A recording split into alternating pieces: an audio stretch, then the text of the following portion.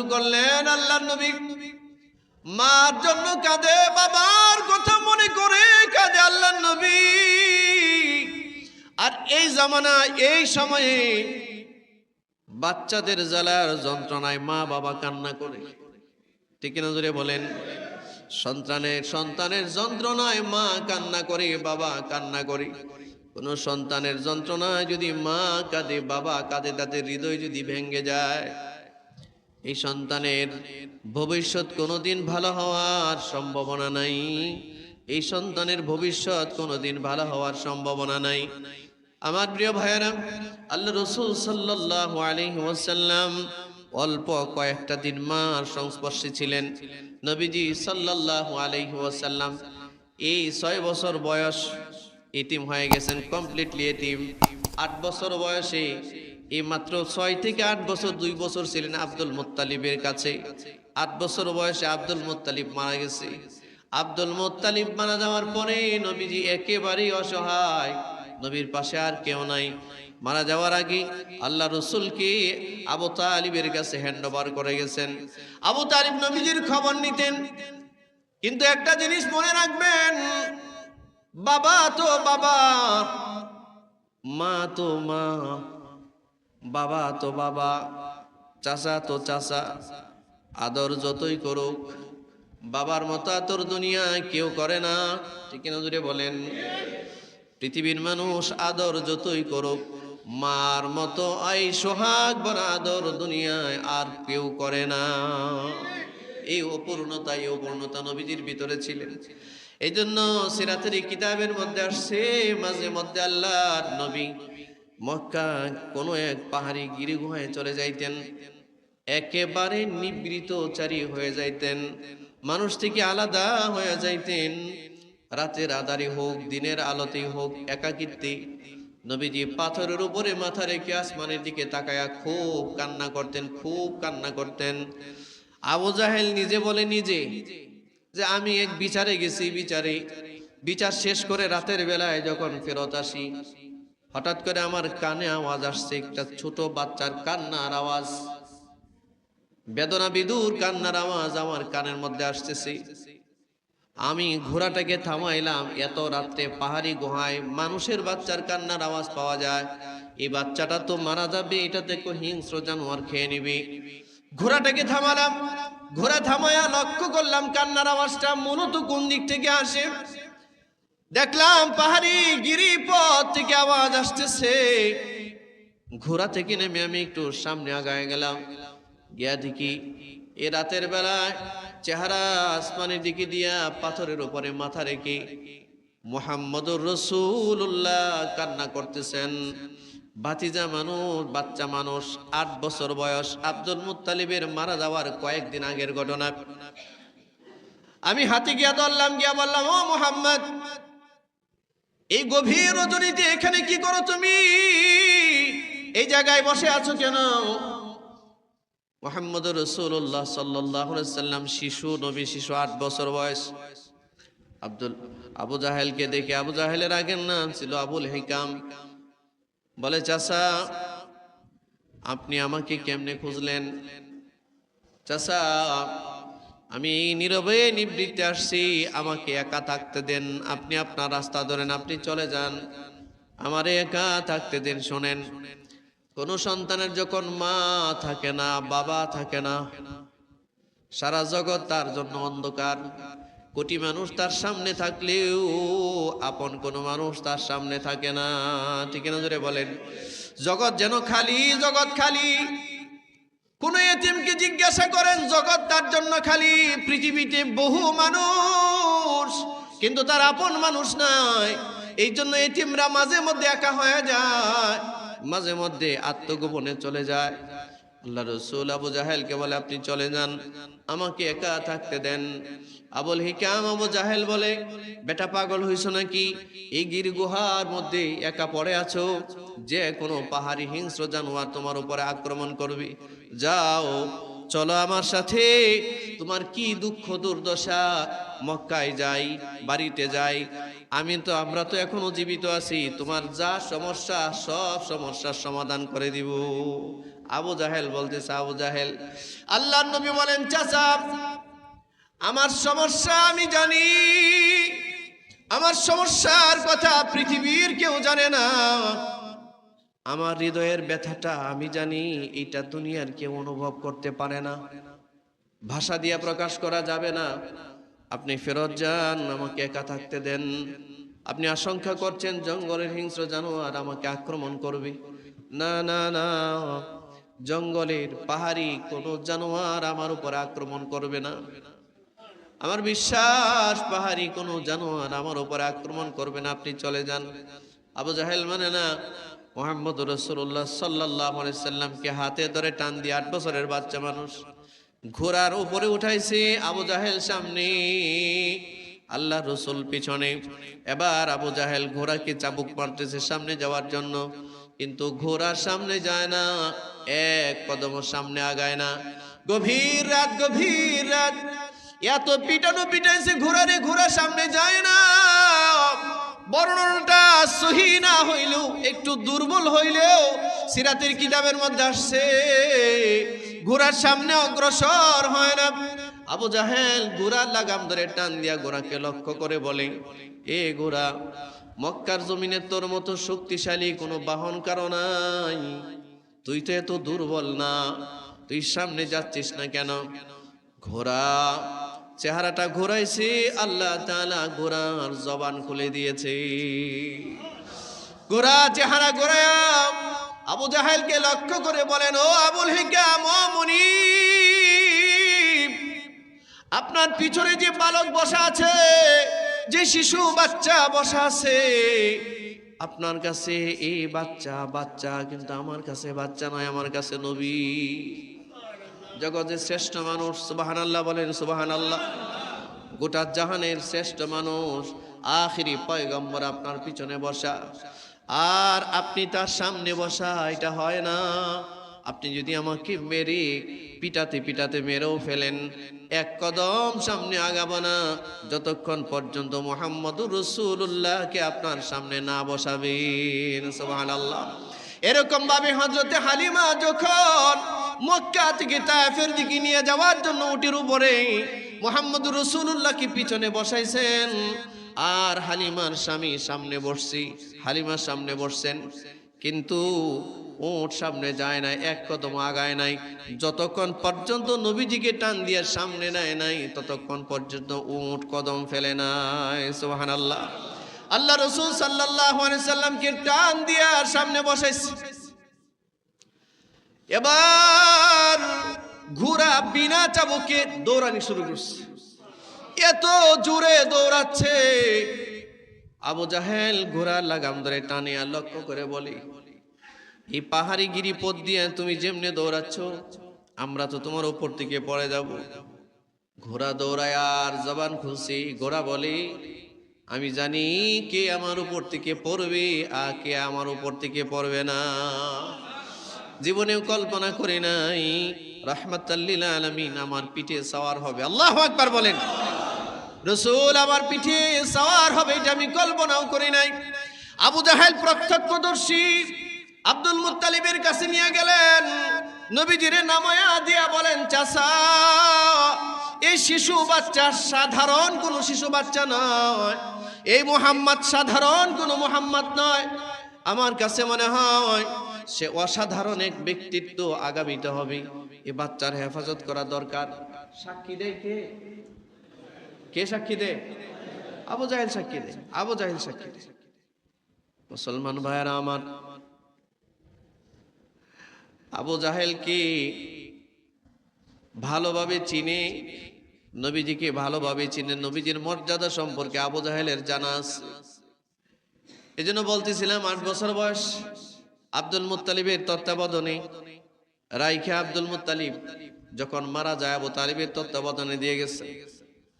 কিছুদিন আবু তালিবের তত্ত্বাবধানে ছিল। 40 বছর পূর্ণ হওয়ার সাথে সাথে গারে হেরায়, হেরার গুহায়, কোন পাহাড়ে? হেরার গুহায় নবীজি তৎকালীন সময় মক্কার অধিকাংশ মানুষ ধ্যান করতো, ধ্যান মোরাকাবা করতো, এরা পাহাড়ি গিরিপথে গিরি গুহায় চলে যেত। নবীজি বছরে 1 মাস গুহায় থাকতেন। নবীজির গুহার জায়গা ছিল গারে হেরা। নবীজি সেই গারে হেরায় ধ্যান করতেন। আসলে জগতের সাথে রাসূলুল্লাহ সাল্লাল্লাহু আলাইহি ওয়াসাল্লাম মানুষগুলো যে মূর্তি পূজা করত, এটা নবীজি মানতে পারতেন না। রাসূল এটা বরদাস্ত করতে পারতেন না। মানুষ মূর্তি পূজা করবে কেন? মানুষ তো তার স্রষ্টার ইবাদত করবে। ঠিক কিনা জোরে বলেন? আমাদের স্রষ্টা কে? মাথা নোয়াইতে হলে কার সামনে নোয়ানো দরকার? আল্লাহ রাসূল সাল্লাল্লাহু আলাইহি ওয়াসাল্লাম 40 বছর পর্যন্ত মক্কায় সব মানুষ বিশ্বাস করে, অবিশ্বাসের কোন মানুষ ছিল না। তারা মিলায় রাসূলকে উপাধি দিছে, নাম দিছে আলামিন। কি নাম দিছে? চরম বিশ্বাসী। নিজের বাবারে বিশ্বাস করতো না, মারে বিশ্বাস করতো না, ভাইকে বিশ্বাস করতো না, স্ত্রীকে বিশ্বাস করতো না, নবীজিকে এতটা বিশ্বাস করতো, নিজেদের গচ্ছিত সম্পদ রাসূলের কাছে এসে রেখে দিত। এ মক্কার মানুষ নবীজিকে যখন অত্যাচার করে বের করে দেয়, আল্লাহ রাসূল হযরত আলীকে ডাকলেন, বিছানায় শোয়া দিলেন, নিজের বিছানায় শোয়া বলেন, আলী আমি চলে যাচ্ছি, আমি হিজরত করতেছি, মক্কার বহু মানুষের আমানত আমার কাছে আছে, তুমি শুয়ে থাকো, আগামীকালকে সকালবেলায় ওরা যখন আসবে আমারে মারতে, আমারে তো পাবে না, তুমি আমানতগুলো তাদের কাছে ফিরাইয়া দিও। যারা মারতে যায় রাসূলকে, তাদের আমানত রাসূলের কাছে, রাসূল সেটা ফেরত দিয়ে গেছেন। আল্লাহু আকবার বলেন। সেটাও রাসূল ফেরত দিয়ে গেছেন। বিশ্ব জগতে এরকম আমানতদার মহান ব্যক্তিত্ব দ্বিতীয়টা আর নাই। এই আকাশের নিচে খুঁজে আর পাওয়া মুসলমান ভাইয়েরা আমার, আল্লাহ রাসূল সাল্লাল্লাহু আলাইহি ওয়াসাল্লাম সারাটা জীবন মক্কায় 40 বছর ছিলেন। মানুষ শত্রু ছিল না, সহযোগিতা করছে। নাম দিছে আলামিন। সাদিক বলে ডাকতো, সত্যবাদী বলে ডাকতো। নিজেদের আমানত রাসূলের কাছে রাখতেন। যেই মাত্র আল্লাহ রাসূলের কাছে ওহী নাজিল হয়েছে, কালিমার দাওয়াত আসছে, তাওহীদের দাওয়াত, লা ইলাহা ইল্লাল্লাহ মুহাম্মাদুর রাসূলুল্লাহ, এই কথাটা বলার জন্য, দাওয়াত দেওয়ার জন্য আল্লাহ আদেশ করলেন, ওয়া আনজির আশিরাতাকাল আকরাবিন। নবীজি এক পাহাড়ের উপরে উঠলেন, কুরাইশ বংশের সবাইরে ডেকে কথাটা জানায়া দিলেন। মক্কার মানুষগুলো নবীজির বিরোধিতায় চলে গেল। নবীর পরিবারের সদস্য আব্দুল মুত্তালিব, নবীর পরিবারের সদস্য আবু তালিব, নবীর পরিবারের সদস্য আবু লাহাব, নবীর পরিবারের সদস্য আমিরে হামজা, আব্বাস সহ আরো অন্যান্য যারা ছিলেন নিজের রক্তের সম্পর্ক যাদের সাথে, তারাও পর হয়ে গেছে।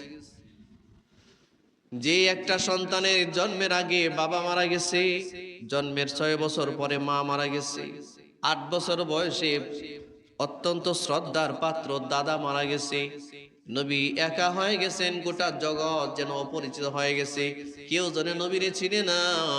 বরঞ্চ সর্বপ্রথম একটা পাথরের টুকরা হাতে নিয়ে আল্লাহ রসুলের দিকে পাথরটা নিক্ষেপ করছে। সর্বপ্রথম নবীর দিকে যে পাথর মারছে, এই নরাধমের নাম হলো আবু লাহাব। আবু লাহাব একটা পাথর নিছে। নবীজি যখন বললেন, আমি আপনাদেরকে ডাকছি, আল্লাহ আমাকে নবী বানাইছে, নবী, আল্লাহু আকবার বলেন।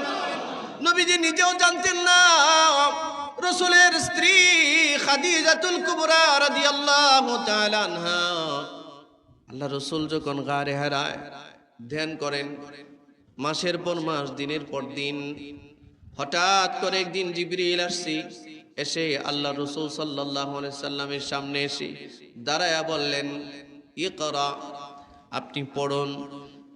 রসুল বললেন, মা না বিকারি, আমি তো পড়তে জানি না, পড়াশোনা তো কারো কাছে করি নাই, আমার কোনো টিচার নাই, অক্ষর জ্ঞানহীন আমি, আমি উম্মি নবী, আমি পড়াশোনা করি নাই, কি পড়ব আমি? হযরত জিবরাইল রসুলকে বুকের সাথে জড়ায়া ধরলেন, চাপ দিলেন, চাপ দিয়া ছেড়ে দিলেন, ছেড়ে দিয়া আবার বললেন, ইকরা। রসুল একই জবাব দিয়া বললেন, মা না বিকারি, আমি তো পড়তে জানি না, আমি পড়াশোনা করি নাই। দ্বিতীয়বার আবার চাপ দিলেন, এইভাবে 3 বার চাপ দিলেন। তৃতীয়বারের পরে জিবরাইল বলেন, ইকরা বিসমি রাব্বিকাল্লাযী খালাক, ও মুহাম্মদ পড়েন আপনার ওই রবের নামে যিনি সৃষ্টি করেছেন কে, জোরে বলেন। এভাবে সূরা আলাকের প্রথম 5টা আয়াত নাজিল হলো। আল্লাহ রসুল বলেন, আমি এত ভয় পাইছি আর এত ব্যথা পাইছি, জ্বর চলে আসছে। আমি গুহা থেকে বের হইছি রাতে না ধারে, বের হয়ে চতুর্দিকে তাকায় নজর করি, তাকায়া দেখি জিবরিল আমিন আমার সামনে শূন্যের মধ্যে বসা, এত বিশাল দেহ। আমারে ডেকে ডেকে বলতেছে, মুহাম্মদ ভয় পাওয়ার কোনো কারণ নাই, আমি জিবরিল, আমি আল্লাহর পক্ষ থেকে প্রেরিত দূত, আর আপনি হলেন আখিরি পয়গম্বর, আপনি হলেন নবী। এই দাওয়াত পৌঁছায় দেন মানুষের কাছে। কাঁপতে কাঁপতে নবীজি ভীত সন্ত্রস্ত হইয়া নিচে নামলেন, বাসায় গেলেন। কাঁপতেছে, বাসায় গিয়া খাদিজার সামনে বলতেছে, খাদিজা জাম্মিলুনি, ও খাদিজা আমারে কম্বল দাও, জ্বর আসছে, ভয় পাইছে, কাঁপতেছে এমনি। হযরত খাদিজা কাছে গেলেন, গিয়া বললেন, কি ব্যাপার, আপনি এমনি কাঁপতেছেন কেন, ভয় পেয়েছেন নাকি? বলে, খাদিজা আমার সাথে এই ঘটনা ঘটেছে, আমার কাছে মনে হচ্ছে, আমি বিশ্বাস করতে পারতেছি না, কি হচ্ছে এইটা। হযরত খাদিজা বলেন, আপনি শান্ত হয়ে ঘুমান, আমি আমার চাচাতো ভাই ওরাকা ইবনে নওফলের কাছে যাই। ওরাকা ইবনে নওফলের কাছে গিয়া বিস্তারিত বললেন। ওরাকা ইবনে নওফল ছিলেন আসমানি কিতাবের পণ্ডিত।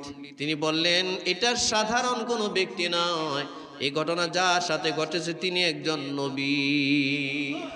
আর যে দূত আসছে, এই দূত মুসা কালিমুল্লাহর কাছে আসতো, এই দূত সমস্ত নবীদের কাছে আসতো, এই দূত মুহাম্মদ রাসূলুল্লাহর কাছে আসছে। আল্লাহ রসুলের কাছে খাদিজা ফেরত এসে বলেন, আপনার ভয় পাওয়ার কোনো কারণ নাই। রসুল মনে মনে ভাবতেছিলেন, আমার উপরে আবার কোনো শয়তানের আসর হইল কিনা, কোনো জিনের আসর হইল কিনা আমার উপরে। নবীজি ভয় পাইছেন। আল্লাহ রসুল সাল্লাল্লাহু আলাইহি সাল্লামকে হযরতে খাদিজা ডাক দিয়া বললেন, আপনি কি একটা সহযোগিতা আমাকে করতে পারবেন? কি সহযোগিতা? জিবরিল যখন আপনার সামনে আসে আপনি তো দেখেন? বলে, হ্যাঁ আমি দেখি। হযরতে খাদিজা বললেন, জিবরিল আসলে আপনি একটু আমাকে জানাবেন। ঠিক আছে, জানাবো। আল্লাহ রসুল কিছুক্ষণ পরে বললেন, ও খাদিজা, এই তো আমার সামনে জিবরিল দাঁড়ানো।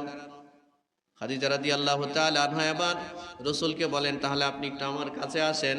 পরীক্ষা করে, পরীক্ষা। ভাই, কোন সংসারে স্ত্রী যদি স্বামীর সাপোর্টে না থাকে, বিশ্ব জয় করা সম্ভব হয় না। বিশ্ব জয় তো দূরের কথা, জীবন চালানো সম্ভব হয় না, ঠিক কি না? হযরতে খাদিজা রাসূলুল্লাহকে বলেন, আপনি আমার বাম পায়ের উরুর মধ্যে একটু বসেন। সিরাতে ইবনে হিশাম থেকে বলতেছে, রাসূলুল্লাহ সাল্লাল্লাহু আলাইহি ওয়াসাল্লাম হযরতে খাদিজার বাম পায়ের উরুর উপরে বসলেন। হযরতে খাদিজা বলেন, এখন একটু তাকায় দেখেন জিবরিলকে দেখা যায় কিনা। রাসূল বলেন, হ্যাঁ দেখা তো যায়। এবার খাদিজা বলেন, তাহলে আপনি আমার একটু ডান পায়ের উরুর মধ্যে বসেন। রাসূলুল্লাহ সাল্লাল্লাহু আলাইহি সাল্লামকে হযরতে খাদিজার ডান পায়ের উরুতে বসালেন। এবার বললেন, জিবরিলকে কি দেখা যায়? হ্যাঁ দেখা যায়। হযরতে খাদিজা এবার বললেন, আপনি আমার কোলে আসেন, কাছে আসেন। রাসূলকে কাছে নিয়ে কোলের মধ্যে বসায় দিলেন আর বললেন, এখনো কি জিবরিলকে দেখা যায় নাকি? বলে, হ্যাঁ দেখা যায়।